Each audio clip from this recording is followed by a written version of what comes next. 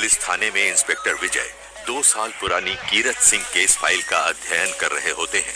तभी हवलदार के साथ एक आदमी अंदर आता है। जय हिंद सर, ये मदन सिंह हैं, इसी गांव के रहने वाले, आपसे मिलना चाहते हैं। बैठिए, बताइए बात क्या है। साहब, मैं आपको कीरत सिंह के बारे में कुछ ऐसी बातें बताना चाहता हूँ जो बस मुझे ही पता है। मैं नहीं जानता ये बातें आपके कितने काम आएंगी। काम की है कि नहीं ये पता करना हमारा काम है। आप बेझिझक होकर बताइए। कीरत सिंह मेरा पक्का दोस्त था और अपनी हर छोटी बड़ी बात मुझसे बांटता था। वो काफी सुलझा हुआ, अपने काम से काम रखने वालों में से था। पर उसकी बीवी जमुना, वो और ही मिजाज की औरत है। कीरत सिंह की इतनी अच्छी जमीन थी गांव में, पर उसकी घरवाली को तो शहर की जिंदगी की चाह थी। जब भी मौका मिलता वो कीरत को जमीन बेचकर शहर में बसने की बात करती। मैंने तुमसे कितनी बार बोला मुझे शहर नहीं जाना।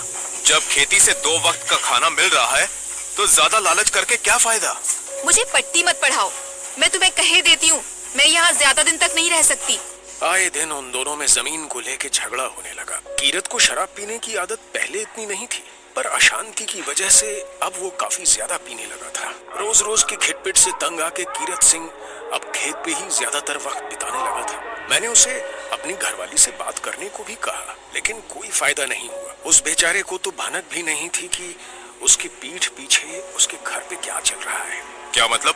कुछ दिनों से जमुना के हाव भाव में फर्क नजर आ रहा था। कीरत से झगड़ना तो दूर, वो उसकी तरफ मुड़ के भी नहीं देखती थी। एक दिन कीरत ने सच्चाई का पता लगाने की ठानी और अपनी घरवाली को उस चंदन के साथ रंगे हाथों पकड़ लिया। पहले तो उसने चंदन को खूब मारा और फिर जमुना की भी जमकर खबर ली। चंदन कीरत सिंह को देख लेने की धमकी देकर वहां से निकल गया। तब से ही सरपंच और कीरत सिंह के बीच 36 का आंकड़ा चलता था। लेकिन इतना सब होने के बाद भी कीरत की घरवाली और चंदन का मिलना जुलना बंद नहीं हुआ।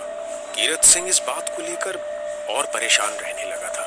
तभी से उसने और ज्यादा पीना शुरू कर दिया था। ये चंदन आखिर कीरत की घरवाली के संपर्क में आया कैसे? ये सब उस मुई जमीन के कारण। चंदन कीरत सिंह के घर आया था जमीन को खरीदने की बात करने, लेकिन कीरत ने साफ मना कर दिया।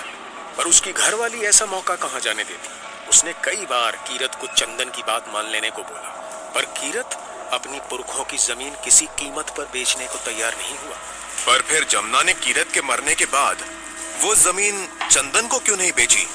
वो चाहती तो चंदन को मुंह मांगे दाम पे बेच सकती थी, तो उसने इतने घाटे में हरीलाल को ही क्यों बेची? ये तो मुझे भी समझ नहीं आया। कीरत की मौत के कुछ दिनों बाद ही जमुना ने अपने भाई भजन सिंह की मदद से हरीलाल को ये खेत बेच दिया। ये हरीलाल तो साधारण सा किसान है ना, इसके पास ये खेत खरीदने के पैसे कहाँ से आए? साहू का उधार लिया था उसने साहब, सबको पता है।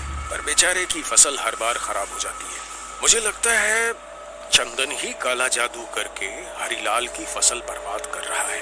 वरना आप ही बताइए साहब, इतनी अच्छी फसल यूं रातों रात भला बर्बाद होती है? उसकी कोई तांत्रिकों से पहचान भी है। ये सब तंत्र मंत्र टोना टोटका का ही असर लगता है। इस बात ने तो हमें भी चक्कर में डाल रखा है। यदि इन बातों का इस केस से कोई ताल्लुक है तो हम इस रहस्य को भी सुलझा लेंगे। तभी एक हवलदार उनके केबिन में आता है। सर, हरीलाल के बताए अनुसार स्केच तैयार हो गया है। क्या तुमने इस औरत को कभी देखा है? कुछ जानते हो इसके बारे में? नहीं साहब, मैंने इन्हें कभी नहीं देखा। कौन है ये? उस दिन जो नर कंकाल इमली के पेड़ के नीचे से बरामद किया था, उसके बारे में हरीलाल को इसी औरत ने बताया था। मैं इनको नहीं जानता।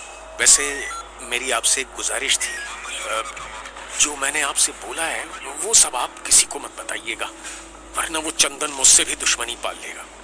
मुझे लगता है कीरत किसी दुर्घटना में नहीं मरा, उसकी मौत के पीछे भी चंदन का हाथ है।